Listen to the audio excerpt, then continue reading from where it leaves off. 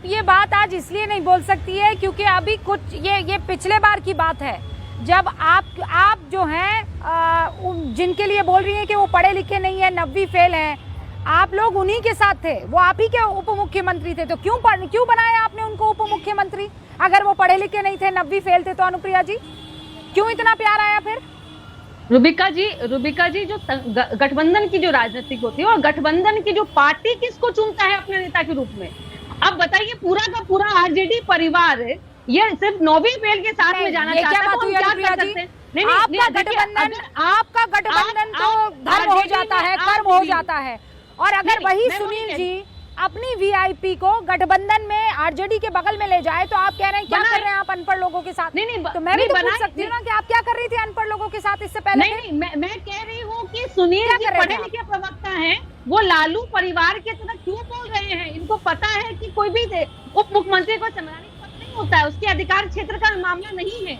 और जिस विभाग से नौकरी निकली थी वो मंत्री बस क्या कर रहे थे, रामचरितमानस में सवाल उठा रहे थे। मैंने ये कहा और मैं कह रही हूँ कि देखिए मैंने ये सवाल ये पूछा। ओके सुनील जी जवाब दीजिए, सुनील जी जवाब दीजिए, बाकी 4 मेहमान फिर उसके बाद। सुनील जी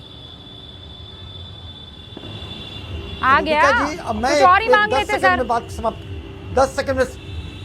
10 सेकंड में बात समाप्त करता हूँ। रूबिका जी देखिए, उप मुख्यमंत्री पद के अस्तित्व को ही नहीं इसने निगेट कर दिया, एज इफ कि उप मुख्यमंत्री का कोई रोल नहीं होता है, और जो उप मुख्यमंत्री कैबिनेट में नहीं होते हैं, सरकार के महत्वपूर्ण अंग नहीं होते हैं। खैर ये इनकी सोच है, लेकिन तेजस्वी यादव जी ने ये कर दिखाया, जनता उसको मानती है। इतना ही नहीं रूबिका जी, आज का दिन या 1-2 दिन पहले एक नया बिहार बनाने के लिए एक बीज बोया गया है। जनता का ध्यान वहाँ से हटाने के लिए आप जो भी मुद्दा ले जाएं, मगर जनता देख रही है कि नए बिहार के लिए स्वास्थ्य के मामले में 25 लाख का बीमा, शिक्षा के मामले में हर सब डिवीजन में महिला डिग्री कॉलेज, हर पंचायत में कॉलेज, इसके साथ शिक्षा के रोजगार के मामले में जो है रोजगार दिया जाएगा।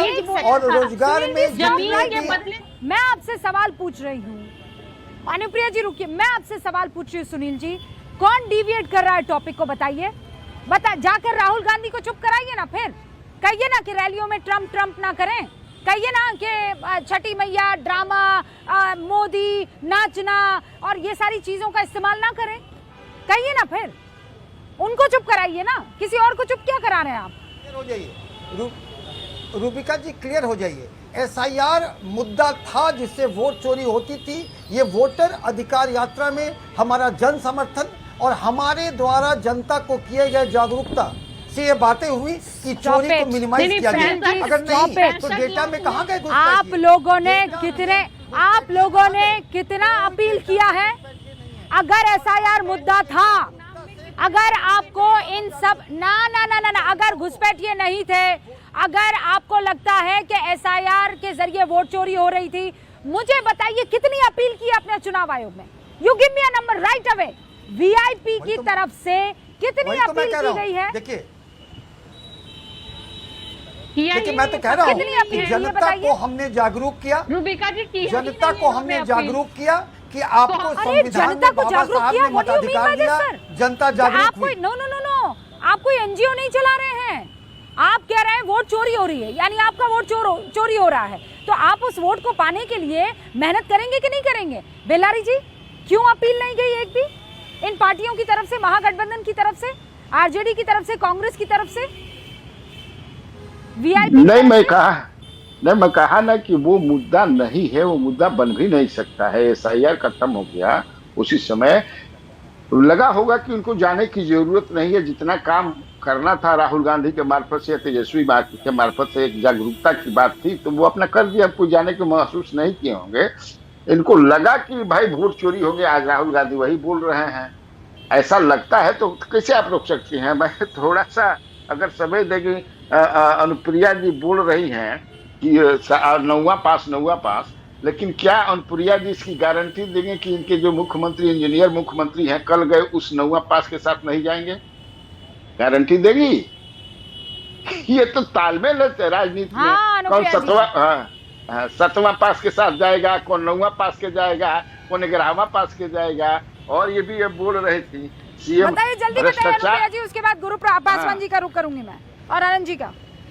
बताइए। नहीं रूबिका जी, अनुप्रिया जी, अब हाँ रूबिका जी, जब आरजेडी के पास में नेतृत्व की इतनी कमी हो, परिवारवाद इतनी हावी हो, तो हम क्या करें? ये तो लालू परिवार का मसला है कि उनके पास में कोई चेहरा नहीं है, उनके पास में कोई नेता नहीं है, एकमात्र बेटा बचा है जिसको परिवार की राजनीतिक का एक मोहरा बनाना है। तो इसमें मेरी गलती नहीं है कन्हैया जी, ये मेरे मुझसे सवाल मत पूछिए, आप लाके लालू जी से पूछिए कि क्या लालू जी आपके संगठन में तेजस्वी से ज्यादा काबिल कोई व्यक्ति नहीं है क्या? उससे ज्यादा जवाब है मेरे सवाल का। नहीं है? तो यही सवाल जवाब है। आप पूछिए ना, आप क्यों परिवारवाद की राजनीति करते हैं? क्यों ऐसी राजनीति आप करते हैं कि जिसमें आपके परिवार के लोग ही बस बाधित होते हैं? अनुप्रिया जी, आप बेलारी जी की बात या तो समझ के नहीं समझना चाह रही हैं, या फिर आप फंस गई हैं कि आप जवाब क्या देंगी। क्या पूछ रहे हैं वो कि आप ये गारंटी देती हैं कि कल को आप लोग ये जो 9वीं पास कर रहे हैं उनके साथ वापस नहीं जाएंगे? दी एंड, फुल स्टॉप, पूर्ण विराम? नहीं जाएंगे, क्योंकि हमने लालटेन का युग खत्म किया है। अब हर घर में बिजली है, तो पुनः लालटेन के साथ नहीं जाएंगे। अब मैं और हमने 70 करप्शन वाले लोगों के साथ नहीं जाएंगे हम। 1 सेकंड में, 5 सेकंड में, अगर ये लोग सीएम उनको नहीं बनाएंगे इस चुनाव में, तो वो फिर उधरे जाएंगे और उधरे से सीएम बन जाएंगे। कन्हैया जी, ये मान के अनंत जी, ये तो सामान को संभालेगा। नहीं, वो तो कल से मान रहे हैं अनुप्रिया जी, आप मौजूद नहीं थी। घर में बिजली पहुंचती रहेगी। गुरु प्रकाश जी वहाँ पर मौजूद थे कल, आप वहाँ पर नहीं थी जब न्यूज 18 इंडिया का कॉन्क्लेव हो रहा था। तब एक नई बात यहाँ पर बेलारी जी ने कहा था कि रूबिका जी लिख कर ले लीजिए, सीएम तो नीतीश बाबू ही होंगे, लेकिन वो महागठबंधन से होंगे कि एनडीए से होंगे, इसकी गारंटी मैं नहीं लेता हूँ।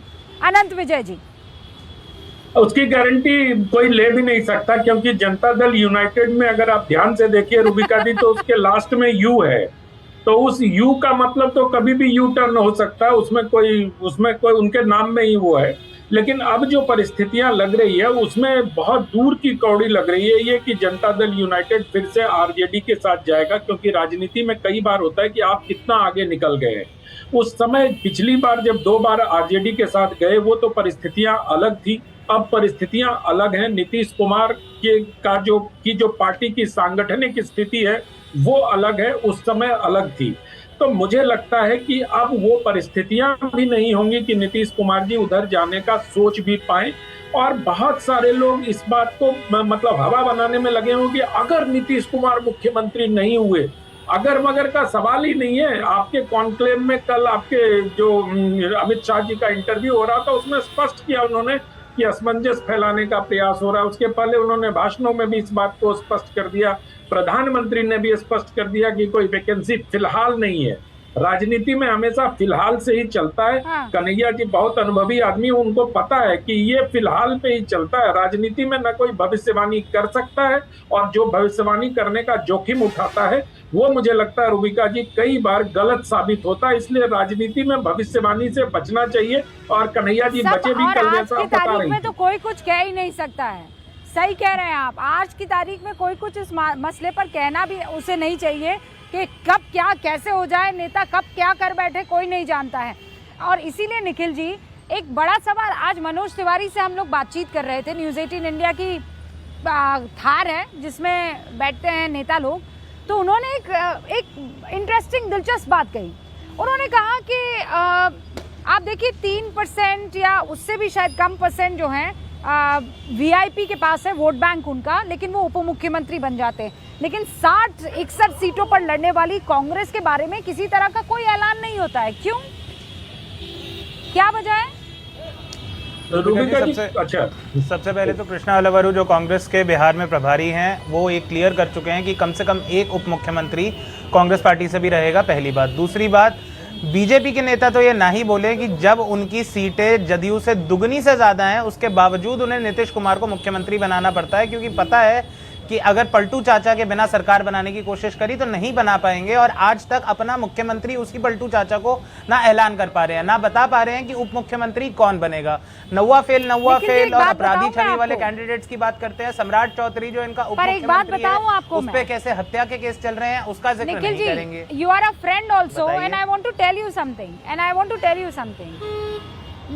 नीतीश बाबू की जो रिस्पेक्ट सच में बता रही हूँ आपको, गांव गांव में है ना, आप ये जिस तरीके की शब्दावली का उनके लिए इस्तेमाल कर रहे हैं ना, पलटू चाचा और ये और वो, ये लोगों को पसंद नहीं आता है ग्राउंड पर।